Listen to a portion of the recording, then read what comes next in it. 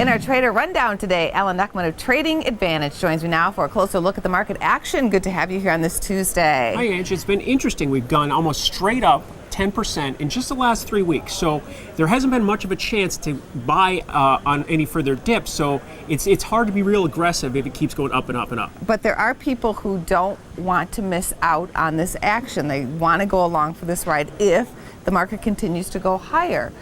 What do you think about that? Do you think there are people out there on the sidelines ready to put fresh cash in? But that's just the psychology of the market. People didn't want to buy when it's down. Now they want to buy after recovery. So that's hard. It depends on your time frame. I think 1950 in the S&P is a pretty important level. That was the breakout level. That's also the halfway level of the highs that we saw last fall to those lows. So look at that as a support level, but try and be patient or maybe ease into it. Okay, so let's talk about what's going on with commodities because you're watching the natural gas area. Right.